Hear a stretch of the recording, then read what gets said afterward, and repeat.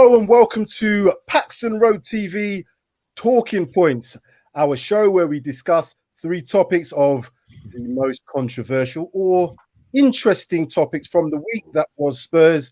And we are joined by some super special guests, residents in the house, as always, Darius 3K, Mike Hotspur Hustler, and we have down in the bottom, Bob Spur TV and Brian from Tottenham away. Good evening, gentlemen. How are we all doing? Good. All good. Yeah, all good. I'm struggling. That theme tune. Can we go back to those days? Can we talk about those double-winning teams and all that? Mate. Can that be the free talking point? The thing is, I can't even go back to those days because I only know pure pain. I only know pure pain, so it's not even a memory for me, mate. Fantastic. Well, gentlemen, as Spurs fans, we've had quite a week, shall we say, or quite a weekend, and this is time now where we've had our emotional rants. We're going to take a little bit of a more of a considered approach to some talking points. So we may as well get straight into this. Let us see what our first talking point will be for tonight. And that would be Jose lost the plot or lost the dressing room. I'll put up just some comments, just a graphic, just to show you some of the things that Jose has said recently after the weekend's game. He was asked, who's to blame for letting Leeds slip? Same coach, different players. Not exactly a good indictment for his players. We've seen some of the comments that have come out recently in the press, and it appears to me that Jose is either throwing people under the bus deliberately, or he has literally just gone AWOL into his mind. He famously said when he came to Spurs that he's going to not make the same mistake, he's going to make different mistakes. It now appears like he's making a number of mistakes, which is alienating players. Gentlemen, has Jose lost the plot, or has he just lost the dressing room? Who wants to start with that? I feel sorry for him. Go on, Bobby, you go. Yeah, I'm beginning to feel sorry for the man. Before it was a case of he says something, you give your opinion, but I think yesterday was, mate, guys, he lied. He lied. He blatantly lied as well. So for me, going by yesterday's press conference, he's certainly lost the plot. And I think that comes hand in hand with losing the dressing room. If the dressing room are looking at you and thinking, what is this guy on about? And there's been loads of murmurs, allegedly, of course, with regards to him losing the dressing room or certain sections of the dressing room. It's not going to work. But the fact, it just doesn't sit right with me, Sam. The fact that the manager of my football club can go into the press, the national press, and talk bull, basically. And that's it. And it is. It's basically come out with a load of bull regarding this COVID test. And then there's pictures coming out about Toby training not only Friday, but Thursday as well. It's Brian, just not right, mate. Let me ask Brian. Brian, why do you think this is? Because Jose obviously knows who's training. He knew when Toby come back. Why would he come out in the press and say what he said about Toby and also Serge? Can you work that out? So, first of all, I have to say, as I said to you when we were off air, this question has been such a poser for me. I've been like, for 4 hours, I've been thinking, what the hell? That is a great question. And the answer for me is kind of like when your missus asks, do I look big in this? It's like, oh God, I've got to be careful. I've got to be careful what I say here. But do you know what it is? I think it's come down to the point now where I actually physically think he's trying to get the sack. And the only reason I say that is because then he gets £30 million. It's true. He's obviously not had the backing that we knew he wasn't going to get. This whole Jose Mourinho and Daniel Lewis, Daniel Levy setup is completely wrong. Like I've been saying before, when we got him and Daniel Levy was ranting about this is the manager I've wanted for 12 years. I've been looking for him. Well, for 12 years, you've known that he comes, he spends millions, he wins, he turns things toxic, he goes, and then you get him in and then you give him nothing. And it's like, how can I do what I do if you don't support me? Yes, he has had some transfer money, but it's come to the point now, I personally think he's lost the plot and the dressing room. The lies about Toby have really, I think that's the straw that's broken a lot of the camel's backs for fans, because that is just an outright lie. And if you're saying that, your integrity is going to take a huge hit. So I actually think it's both. And my wife doesn't look big in that. His integrity comes into question now. But surely Jose's a very, very intelligent man. He's been in this game for a long time. He's won a lot of trophies. He's had a lot of success. He uses his psychology degree that I know he's got to good use and sometimes to bad use. Mike, I'll come to you. What is going on in his mind? Mate, do you know what? This is a question. When you put it up earlier today, I was like, I honestly don't know the answer. I don't think he's lost the dressing room. Not from the players that we would deem as in our like first 11. I think he's got them all on board. And I'll go back to and we've had this discussion before. I don't really care if he's lost the players that are not in that first 11 as such. The likes of Eric Dyer, Dele Alli, Winks, Sissoko. I don't care if he's lost, if they're not playing for him anymore.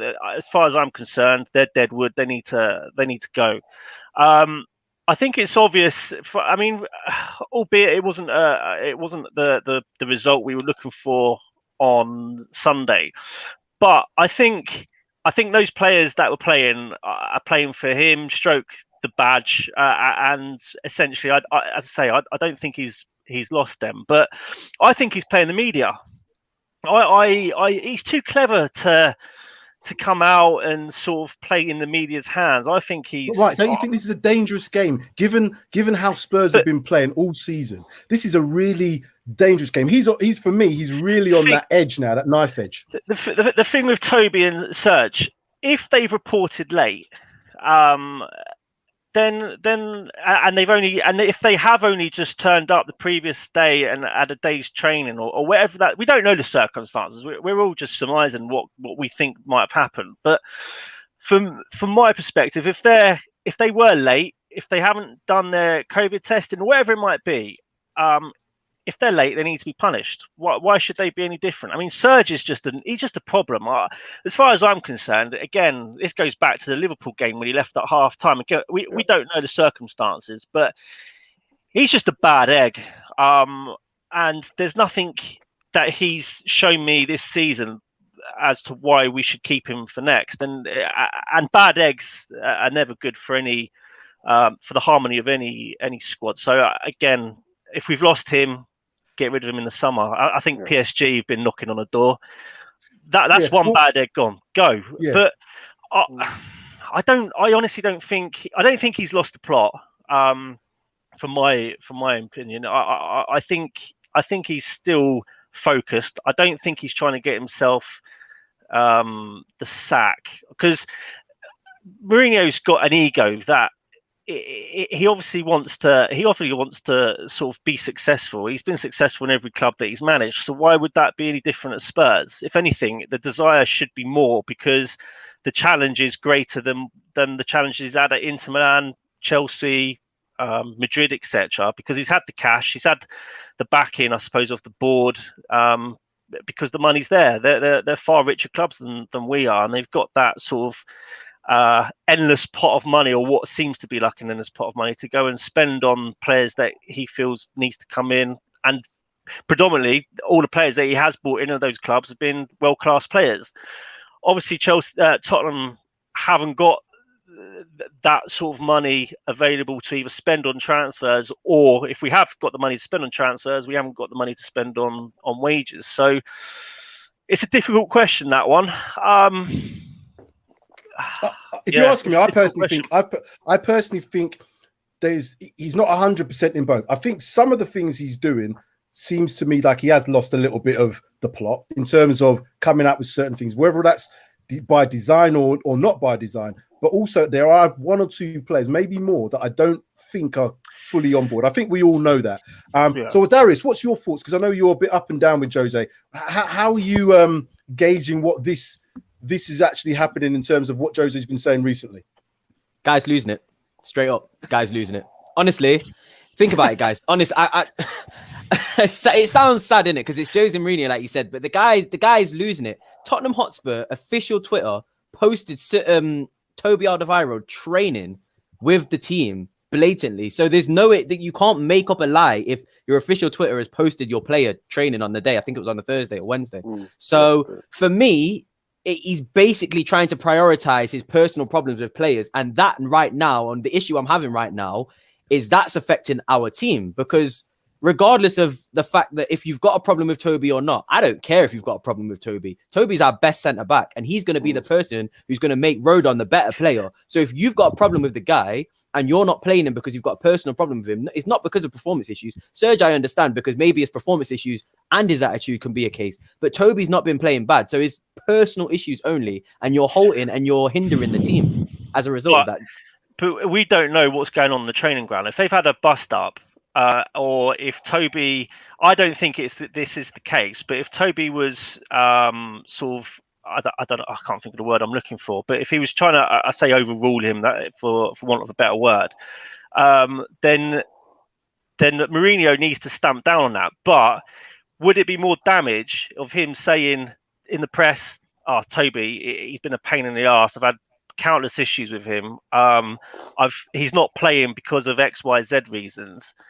So what Mourinho's saying in the press, he's been late, he's failed COVID, or he's been late for COVID tests, or not been training as much as the rest of the team that were playing on Sunday.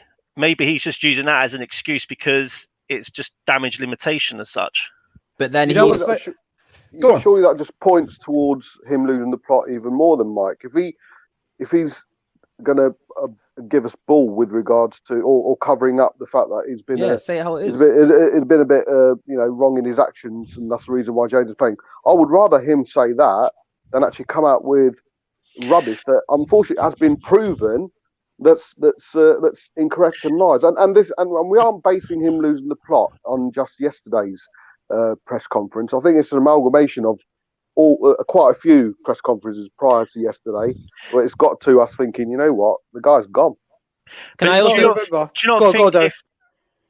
I was just going to say also, the only other points I wanted to make based on that solo talking point was, you said about the challenge, Mike. For me, Jose, this is probably his easiest challenge because he only has to win one trophy. There's 4 games in that Carabao Cup. He has to win one trophy, and he's kind of saved himself. And this is his last chance. This is his last chance. His legacy is lasting and relying on this job, in my opinion. He's not really got another chance, and he can kind of, if he wins that Carabao Cup, in my opinion, I'm past that now. I don't want him here because I don't think I can see us going forward. But in Levy's eyes, he wants a trophy, so he just needs to win a Carabao Cup. So I think the challenge is pretty easy, and he's realizing I might not do this, and this could be very, very embarrassing for me. But is that challenge easier when he's at Tottenham? I'm sorry, this is the easiest challenge. It's the most difficult. This is the most difficult league in the world. He's got Harry Kane, Heung-min Son, and Ndombele. He's not got a bad team. He's not got a bad team. It's a Carabao Cup. And I understand Poch didn't win a trophy that whole time, but if Mourinho wants to bring his big balls like he does and call himself the special one and this and that, if you can't win a Carabao Cup with that 11, the 11 that you Mike have also said that he's got that 11 in his palm basically. So the 11 that he can trust should be able to go out there and win. But now we've realized that this is a squad game. You need more than 11 players. And if you're going to shun those players that aren't playing, who still might have a reason to play or might have a position in the team, you can't get angry if those players don't want to play for you. And I understand they're bad, but he's now trusting these 11 players, and these 11 players are getting injured, and now you're having to rely on the players that you don't like. So it's going downhill for him, and he's realizing this now. Let me just come to Brian. Brian, what's your thoughts in terms of why he would do that? Is there a reason you think that he would come out with certain things? Do you think it's by design? Do you think that this is going to roll on and roll on? Is it going to rumble on in terms of a story? Are we now going to see anything happen in terms of the players? Because our next talking point I'll get onto in a minute. But I just want to just to end this one. How do you think this is going to end? It's only going to end one way with Jose gone. It's just a case of when it's going to happen, because you all know, and every football fan knows, if there's a problem in the dressing room, it's a lot easier to get rid of the manager than it is the dressing room. And this fallout is going to be a big fallout. We are, as I've been saying, we have a huge fundamental problem at our club, and it's not just the players, it's not just recruitment, it's just on the board that I can't tolerate. The only thing I think that's going well for us right now is our youth academy. And that's the only thing looking good. I don't think there's any communication between anywhere in the club, but I think it's only going to end that way. And I just wanted to finish with the whole Toby and Aurier thing as well, because what we got to remember with this story as well is that the Villa game, they were both unwell, or they both were injured. Exactly. Then they play 3 games for their internationals, absolutely fine, and then conveniently they don't come back for training in time when we know they're at training. So that's, I think, what people are forgetting is that Aston Villa game, and he's just literally. He's making himself look crazy, isn't he? Exactly. The thing is, when he used to speak, when he first came to Chelsea and then second came to Chelsea, but whatever he said was gospel, taken by the media, the board, the club, the fans, the players. Now, they just think, what the hell? He should go on that game show we have back home that I love, Would I Lie to You? He'll be good at that. He'll be very, very good at that now. He said it with a straight face, though. He didn't even have a smirk on when he was saying these things, so he's obviously very good at it. Well, like I said, his interviews after game, I always say now, and I've suffered with mental health for a long time, that he goes aboard the Bipolar Express because he sees one game and then he talks about a game that I didn't even watch or any of us watched. Like, what the hell are you talking about? He's lost it. Let's come to a few comments before we move on to the next talking point, because there's quite a few coming through. Facebook user here saying, to be honest, had a great opportunity to sneak top 4 versus Newcastle. It's all still in the balance, so don't fold just yet. Jose demands more from his players. He don't baby them. They need to stand up and be counted. I agree with a lot of what Jose says in theory. Mr. Silverfox, good evening, Mr. Silverfox. Jose has lost both, and it makes me happy. And yes, it's perfect deflection from what is happening at my own club at the moment. Let me enjoy this, boys. An Arsenal fan there, obviously. Paul Brown, we literally broke one of the best managers out there due to backing. So that's non-backing, I'm assuming he's saying. Arrogance, mistrust in players, quite baffling. What do you think of some of these comments that are coming through from people? I'm half. I understand the whole backing issue. Like you wanna spend 200 million on your players, but Tottenham we've never done that. So like I can't really use that whole Jose needs to be back thing. Just because Jose's come in doesn't mean that we're gonna miraculously get 200 million out of thin air. So for me, he was backed in the sense of he got players that he wanted. I think he wanted Højbjerg. I think the only player he didn't really get that he wanted was Ruben Diaz, obviously because we were outpriced. But would any of you guys honestly have paid 60 million like Benfica were asking? I don't think so. So I think it's hypotheticals talking about the backing. I think for me, he said at the start of the season he was very happy with the team, with the 7 signings. And I don't know if that's just obviously media talk, and he's not going to come out and say I'm not happy with the team. Yeah, Jose's not going to come out and say I'm completely disappointed. Later on down the line, he might start saying some murmurs, but I think he knew what he was coming into. He knew he was never going to get 200 million to spend at Spurs. That's never going to happen. I think what he was looking for was the type of players that could fill some of the positions that he needed to get filled. One of them was obviously Højbjerg. We know that. Right back, another one in that position. We kind of stumbled upon Reguilon, a good signing. But, I don't know if the Bale thing was his. I think Bale was just almost like a gift. Here you go, Jose. And he's like, what am I supposed to do with this? There is definitely things going on. We can surmise on this all day, but the facts are of the matter. These guys were in training on Wednesday, and he's come out and said they're not. And he said they weren't available. And Brian made a great point.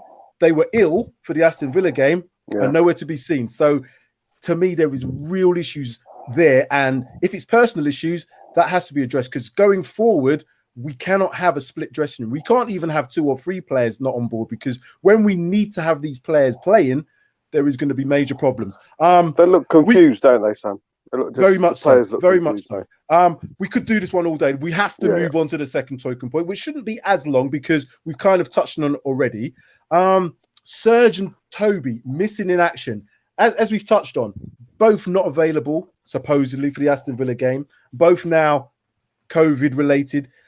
What do you think is going to, going forward? Do we completely think that these players are no longer going to play a part in the rest of the season? And if so, what are we going to do defensively? Because we are not the best defensive team, as you all know.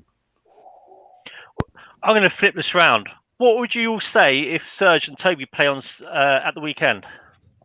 That's a good question. If Toby plays, I wouldn't mind. I can understand why Serge wouldn't play, because he's got a track record of doing this, and he's also not played very well. He has had if we don't forget, there was a period in this season where he actually was pretty fantastic. I remember that City game. He pocketed Sterling, but Toby has not played bad, and he's boasted us. And I'm not saying from a performance perspective, like in terms of their form and stuff. Oh, you're saying like if they So decide to play them on the weekend. So what we're all thinking right now, Yeah. surely if Toby and Serge play at the weekend, it kind of defeats what we're all thinking. Surely, and I'll throw my arms in the air. You wouldn't play. You just wouldn't play them if there's a personal issue. That was one of the biggest games of the weekend, wasn't it? That we could have gone into top 4. That could have given us so much confidence. If he was trying to send a message in that game, then he doesn't care. He really doesn't care. So listen, if they play on the weekend, I don't know. I genuinely don't know. I think generally because of the Aston Villa game, because we got the result, the 2-0 wasn't the best game in the world, but we got the result. So I could understand to a degree why he maybe started the team he did on Sunday gone, because it was a winning team that he had from Aston Villa. What I'm trying to understand now is Jose gonna alienate these players completely? We don't know what's going on. So Bob, I'll come to you. Do we need Serge and Toby to be in our starting 11 in the squad, or can we go the rest of the season without these players at all? I love Toby. I've consistently said, him and Rodon should be finishing the season off now, especially with one game per week. More importantly, regardless of what happens in the summer, Rodon needs to get Premier League experience, and if he could get that alongside someone who's experienced, the amount of experience he can sponge off Toby by playing in the last 8 games is invaluable. With regards to Aurier, it's a personal thing. He shouldn't have played for us after that Liverpool game. When he went off at half time, wearing my badge, my football club's badge, and basically 100%. Got in his car, and he should not have had the chance to put a Tottenham Hotspur football shirt on again. But that's my personal opinion. He's not worth it. I agree with that. I'm going to come to Brian. Brian, what's your thoughts on that as well? So should Serge play again? Sure, it is. When you look at our right backs right now, they're very, very limited. We have Doherty that obviously hasn't worked. We have Aurier and we have Tanganga, who is, in my eyes, a centre back. He's never a right back. That dude is a centre back and a great one at that, or potentially a great one at that. So I actually wanted Aurier to start against Newcastle. The only reason I did is because Newcastle was so shocking up until this game. And his attacking work is better than Tanganga's. So I wanted him to play against Newcastle, but I wanted Tanganga against United because obviously that left-hand side, they're just going to come pelting at us. And we're going to need someone defensive, mind.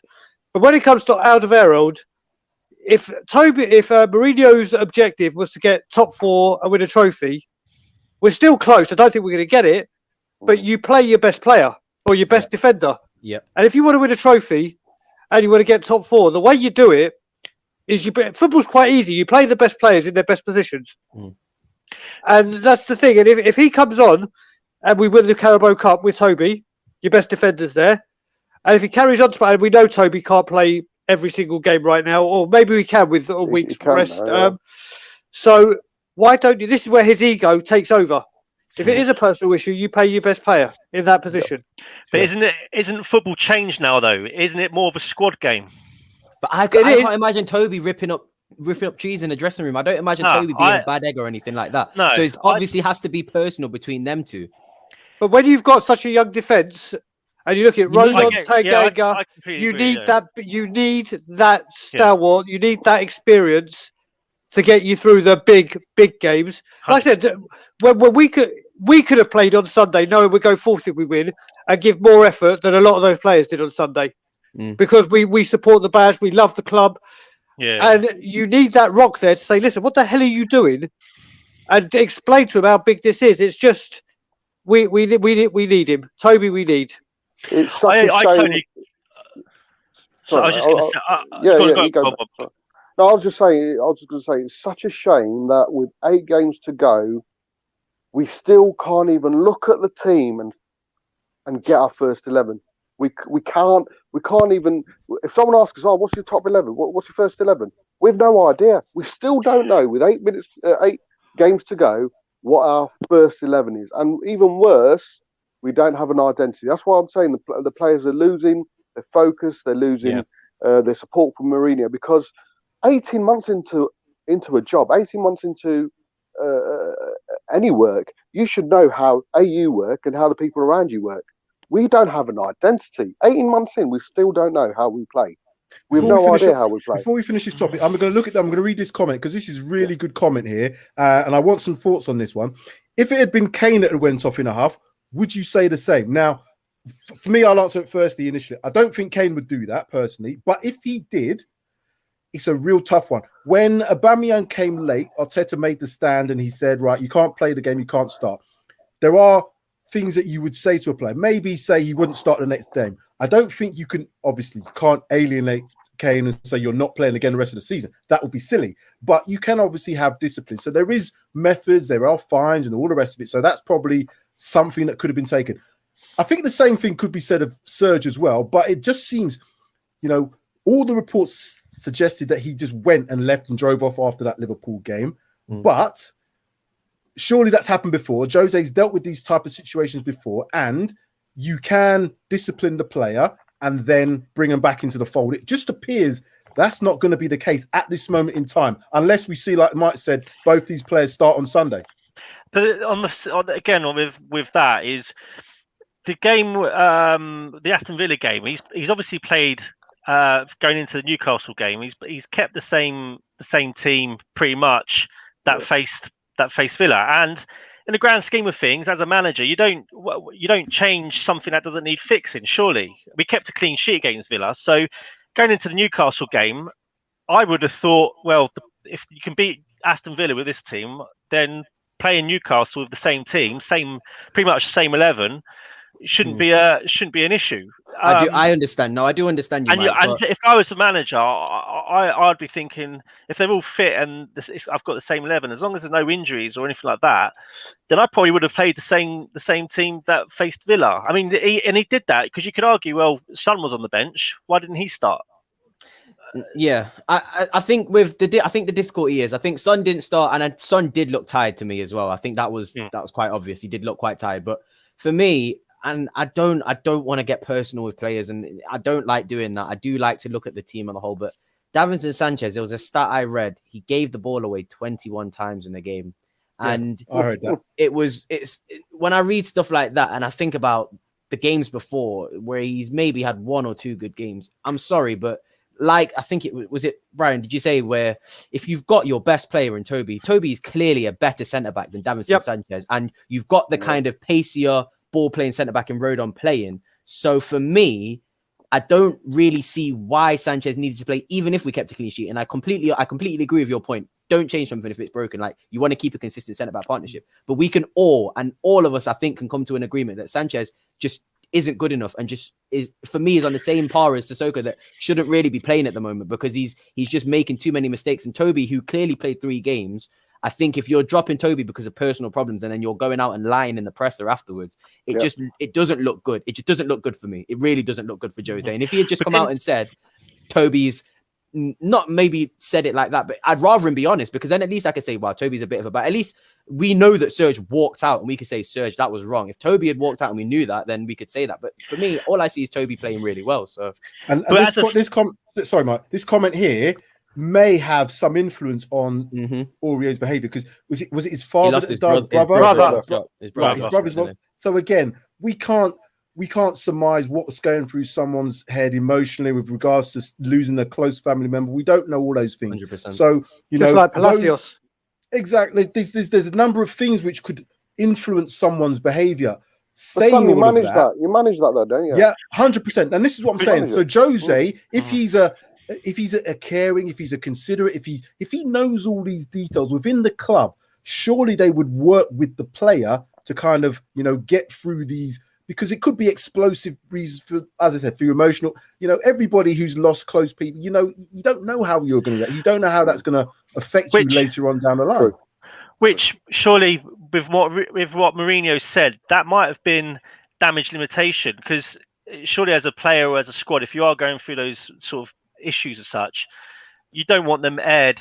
You don't want your laundry aired out in the media, do you? And sometimes maybe it is a case of, well, let's just give the public this cock and bull story to protect the player or the squad. Because if you tell them what the issues are, it could just blow out of proportion, and then you've got a whole massive Mike, issue. I've got a question for you on that. there's a blatant leak at Tottenham Hotspur. This is why I said the club is completely, totally, and utterly fractioned, and no one knows what they're doing. Yeah. Because if you go back to the North London derby with Aubameyang and his disciplinary issue, Hmm. no one to this day knows what it is. No one.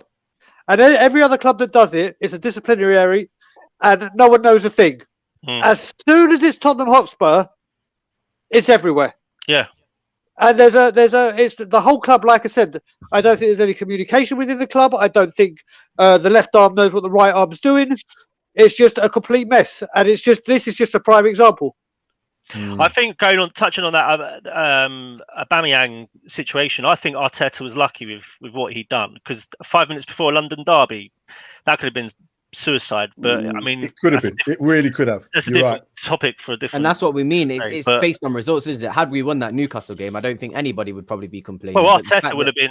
It'd have been hung, slung, quartered, and and with our point as well. Like I said, if we had won and we hadn't conceded 20 odd shots, maybe we would be saying Alderweireld's not as important. But it was. I think what it would have done, had we won that Newcastle game by playing well or playing not so well, it would have, as they've said, papered over certain cracks. There are issues within the club. We all know that. They do need to be addressed. Whether they're going to be addressed in the next few weeks, whether this is going to take a long time. My concern is if we don't have some sort of continuity and harmony within the next few weeks, we're going to have massive problems to win games. And going into any cup final, particularly against Manchester City, if you're not on board, everybody's not on board, we are not going to do very well in that game. And that's why there's a lot to happen in the next few weeks. Thing is, no players have come out though, have they? There's no one's actually physically come out and criticised Mourinho. So surely, if there was a squad that was just shot to pieces, not backing Jose, not playing for the club, not playing for the badge, whatever it might be, surely you had that whole Danny Rose situation where he came out.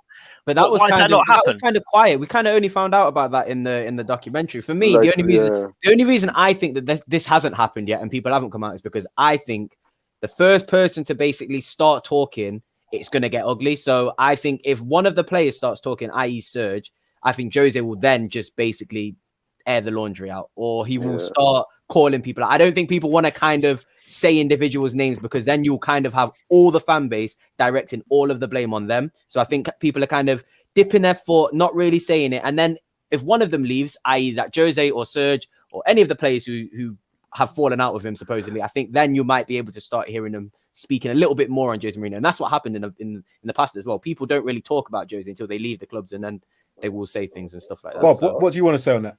All I'm going to say, mate, is that Jose's personal vendetta or personal feelings shouldn't come with the detriment of what our results. His personal opinions, his personal vendetta are not bigger than Tottenham Hotspur Football Club. His priority is to put a team out there, regardless of what your opinions are, to win a football game. And he's letting, allegedly, in my opinion, he's letting his personal agendas or opinions or arguments or fallouts coming in between him winning a football match and not winning a football match. And that's not Jose like either. And it shouldn't be like that.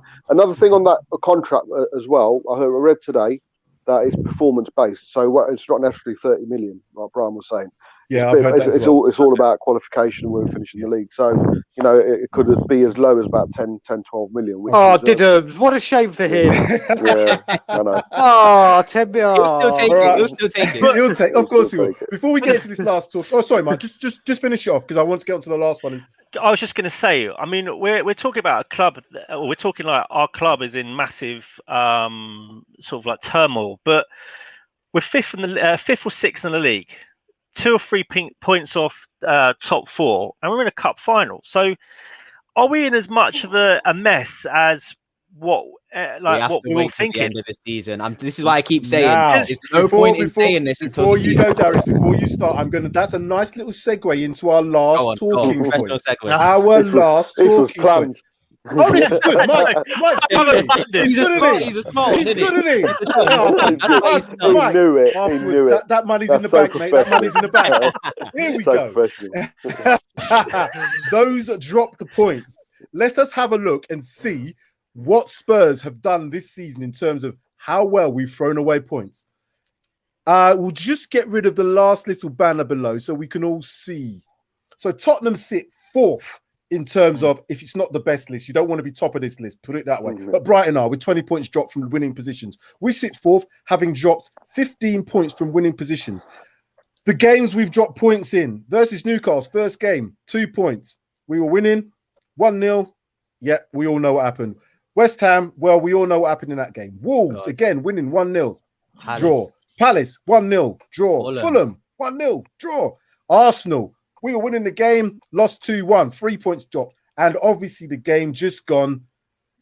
Whew, gentlemen, had we had those 15 points, where, as you all know, we could be doing a lot better or sitting a lot higher than we currently are.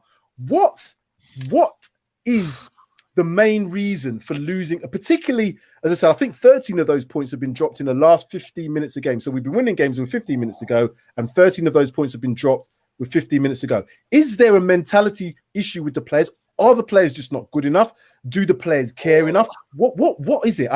Brian, I'll come to you first. So undecided on this one, man. I want to hear you guys. So here we go. So first of all, this just goes to show how bad we are. We can't keep a win, and then we only start to play when we go a goal down and take the lead. So that just goes to show what's going on in this club. You can't write the stuff that's going on at Spurs. We haven't got the mentality, and this isn't the first manager to say it. It's not the last manager to say it. It's been going on for years and years and years. We don't have the mentality. We don't buy. People go out and buy big players. You don't just buy them for what they do on the pitch. You buy them for their mentality, their personality, their attributes, and a lot of things they do off the pitch. And as I've been saying, I've used this terminology quite a lot on other channels I've been on. Tottenham Hotspur don't go out and buy diamonds. They go out and buy a lump of coal to try and turn it into a diamond and sell it for a diamond price. Yeah. And that's basically you've got to write that one down and send me that, because I like that saying. I like that. But that's what we do. It's like, you look, Dele Alli, prime example. All right, he's not where he should be, but that's the prime example, and we kind of live on that formula of doing it. Whenever it comes to the big players like the Fernandes, the Skriniars, the Dybalas, the Grealishes. I could go on, but we'll go on for about a 2-day rant with me just saying names of people we've missed out on. We don't get them over the line. And these are the players with their mentality. You look at Bruno Fernandes when he's not happy. He goes mental on that pitch. He really, really does. Can you imagine if we had a Roy Keane, a Patrick Vieira, a John Terry, a Dave Mackay, a Steve Perryman on that pitch right now? None of this would be acceptable. In the dressing room and on the pitch, we don't have the mentality.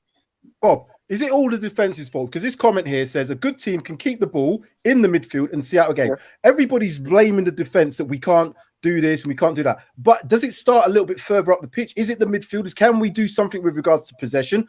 Or is it just the defense isn't good enough?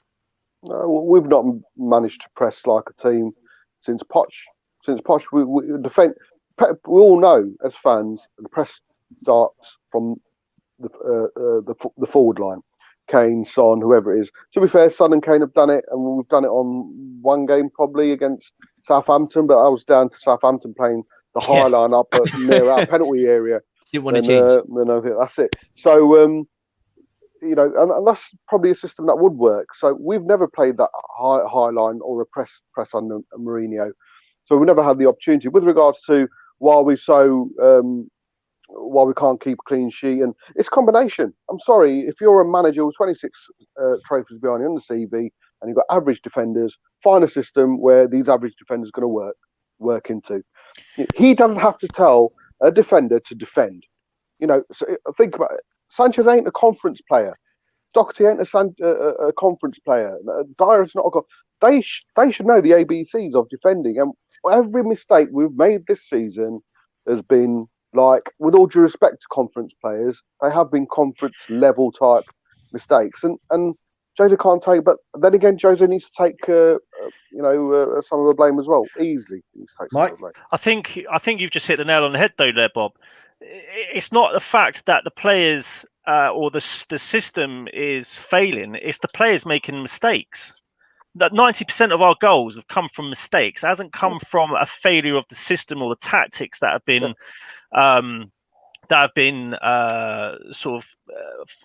formalized for the players to adhere to as such. But it's mistakes. And the mistakes are normal. It's common. It always ends up down Aurier's side of the pitch, because he's been caught out in possession, or he's been caught out, and it is in position basically, and the ball ends up in the box and it's a goal. But it's mistakes. That's the majority of our issues. It's not. I don't think it's the formation or the tactics. It's just stupid mistakes that we predominantly come it, from the back line.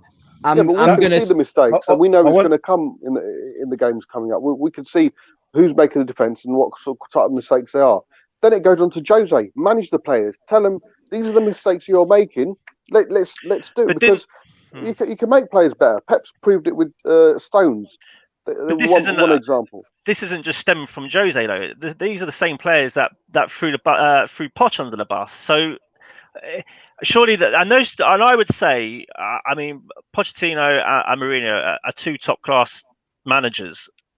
They've got the same players. They had the same issues. Surely it's not the managers as such. It's the players. But I mean, again, it comes down to it boils down to being able to get rid of them and clearing out the dead wood. But if we get rid of Mourinho because we don't like his formation or we don't like the tactics he's implemented, then we're only going to get another manager that basically plays the same sort of or has the same mentality, or they play the same sort of formation or system that Mourinho has, but it's just a different manager, younger. Do you know what I mean? So your idea. I'm going to ask Darius. Darius, is this poor management or is it poor players? Because I've got a couple of things. I think some of it is down to lack of coaching, because I said a lot of the goals, if you watch, and I've mentioned this before on other podcasts, is we don't defend crosses well. We can't head the ball for Toffee in the middle of the pitch. When the ball comes in from a cross, we can't seem to defend that. Sanchez always jumps underneath. Dyer, not very good in the air. The problem with that is you're then putting so much pressure on your defenses to have to defend. So what I think we need to be able to do is one, stop crosses. So getting out to players earlier, maybe alternate the formation slightly to maybe possibly have 3 centre-backs. I know you're a bit of an advocate of playing 3 at the back, Darius. Is it just poor coaching, or is there something else that you think is causing this problem of us dropping 15 points from winning positions? I'm not going to say it's solely down to poor coaching, but I am going to take the approach that Jose Mourinho should take a lot more responsibility than he is, because at the end of the day, I do agree some of the teams that we've dropped points again are embarrassing, but you need to look at the games. We've taken 1-0 leads and then proceeded to kind of defend and not really capitalize and score more goals, where that would sort of seal it. Like, I wouldn't even mind Jose defending. Like I said, the West Ham game, you completely blame on the players because you got a 3-0 lead. You should not be conceding 3 goals in the last 10 minutes. I don't think any manager can kind of can coach any team or can give any instructions that's going to help that. But the Crystal Palace game, the Wolves game, the Newcastle game, all those games, I saw him take an approach where he would press intensely, score a goal, and then defend. And that was very obvious because when we conceded, we would press intensely again and try and score a goal. So for me, I think Jose needs to take a lot more responsibility in the fact that he is putting pressure on players who aren't good enough. And there's a disconnect, like you said, Brian, with the board and Jose, because if you go into allow Jose to play this system, like you said, Mike, and it's a system that can work. It's proven to work. It works, but you need the players. Like, it's like Pep's system. It's a system that requires players to do a job. And if you don't have the players that can do the job, you can't be stubborn and continue playing that way. So you have to, and like you mentioned, like a comment mentioned about keeping possession, that's something that Jose has admitted. He admits himself, I pride myself on winning games without possession. So if you pride yourself on winning games without possession and then you're conceding goals because you've got teams that can't defend for 90 minutes, you can't be mad at that. You have to change your way. You have to change your approach, unfortunately. The thing is, though, like, and I'll put this out to everyone, is surely if Pochettino can't get what he wants out of these players, if Mourinho can't get what he wants out of these players, what manager that comes in next is going to be it's a gamble. Whoever we bring in next is going to be a gamble as to, well, let's hope this manager does it. The other two who are top managers, they couldn't do it, and especially Mourinho, there's probably not a manager in the game at the moment that's as successful as Mourinho. Listen, so, Mike, what's to say the next manager's going to do any better? Mike, I fundamentally think we've come to a crossroad now that once we get rid of Jose, Tottenham Hotspur can attract big names, but it's got to the point now where I think managers are going to turn around and say, why the hell do I want to come and work with Levy and the board? Because it's got to the point we've had 13 managers. Each manager says the same goddamn thing. He writes all the checks. What? Wolves have done us over. Matt Doherty is a very, very good player. Oh, When I didn't want to mention that. I know. I think he is. when you play him at right wing back, Yeah. he was the second best right wing back, or right whatever you want to say in the country, behind Trent Alexander, and for goals and assists. But So I what think, we've Brian, done, just on that, I think Nuno, his name always can't say. Nuno Nuno's Espirito Santos. There you go. That's the one. He is not the same not mental. I'd say the same way that Jose comes. Every time I've seen Matt Doherty play this year, and Darius will back me up on this, he seems scared. He seems scared of making a mistake. Now, whether that's because there's no crowd in the stadium, so every word can be heard by the manager. If the manager's berating you, the same thing that Jose did with Luke Shaw when he was at Manchester United, he gave Luke Shaw such a hard time that Luke Shaw's game almost fell apart. Look at Luke Shaw now, obviously in the last few months. Is there a case to say the same thing about Matt 100%. Doherty in terms of Jose maybe not Matt really Doherty. giving this giving this player too much of a hard time, and the player just cannot get through that confidence issue? There was So something the thing really I've got to interesting. say Sorry. with this, sorry, Dan, I'll be very, very quick. Yeah, The thing yeah, I've got to say this, like I said, Levy signed off the check to sign a right wing back that we're going to play at right back, even though we play Bergwijn a right winger that we play at right back, because that's the logic of this club. But it literally comes down to the point when we sold Kyle Walker, we sold him for £50 million, which I hated him going. Understood, great servant. Yeah. Why? Other players that do that, like Liverpool did with Van Dijk, they go, Coutinho, I need a goalkeeper, I need a centre back. Okay, I'm going to smash the world record. We have spent 20 odd million that we had on Trippier, or whatever we paid for Trippier. We've paid 12 million for Doherty and 23 million for Aurier. Why did you not just spend 40 million out of that 50 on a right back that plays at right back and could be there for the long run? Why, like I said, it goes back to the diamond and the coal thing again. This is what we keep doing. And Brian, thing is, Brian, sorry to interrupt you, Sam, but Brian, the thing is, that model is it's a proven model. Look at Ajax, look at Dortmund, but you need to have the fundamentals and the structure within your within your club to allow that to happen. If you go out and sell Bale for 100 million euros, that's what it was in the end. It wasn't 85, it was 100 million euros. And you go out and buy a bunch of players who aren't good enough, then that's obviously not going to work. When Dortmund go out and do that, they sold Ousmane Dembele for almost 150 million euros, and they went out and they scouted properly and they brought in Jadon Sancho for £7 million. That's how you do it. If you're going to do that model, you have to bring in the right scouts. You have to have the right fundamentals in the club for it to work, and it can work.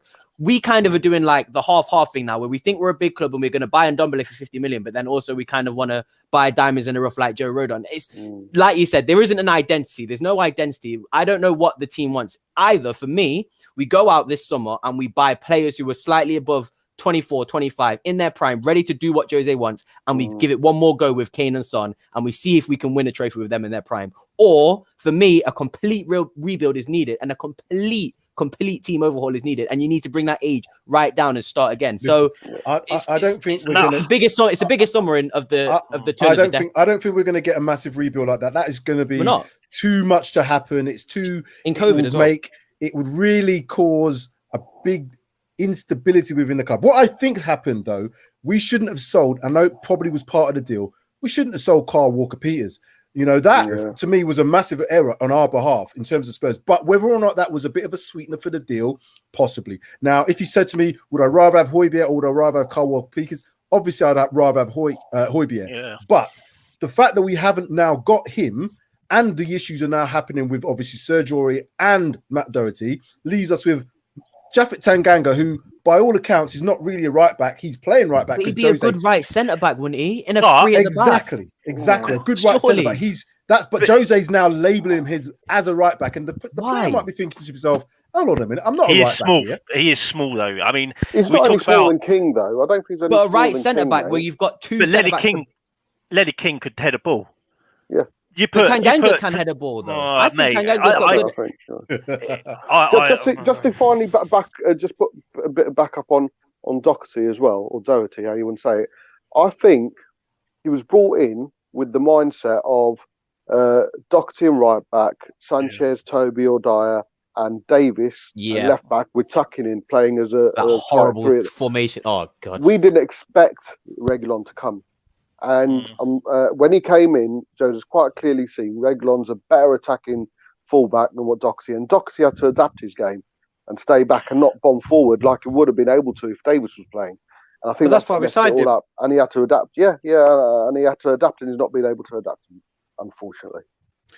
Guys, I would love to continue this. It's so easy to talk with you guys because we could talk for hours, but we want to try and keep these shows to a reasonable length. And there's always going to be more talking points with Spurs, no doubt. Next week we'll have another show, and there'll be 3 other talking points, which will be something else for us to chew over. So, like, subscribe, share, comment, please. If you've enjoyed this show, please subscribe to Paxton Road TV. Also, I'm going to give these guys opportunity below. Brian, tell everybody where you can be found.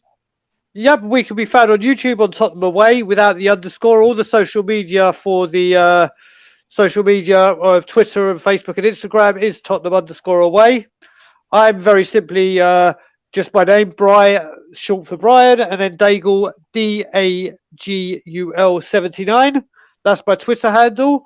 And yeah, come and see us on Tottenham Away. We do about 3 shows a week, and we'd love to see you. I would love to get you all on the show soon. And also look out for Brian when he's on We Are Tottenham TV. It's classic. It's great TV watching when he's on there. It's fantastic. You just need to say the word Levy and then...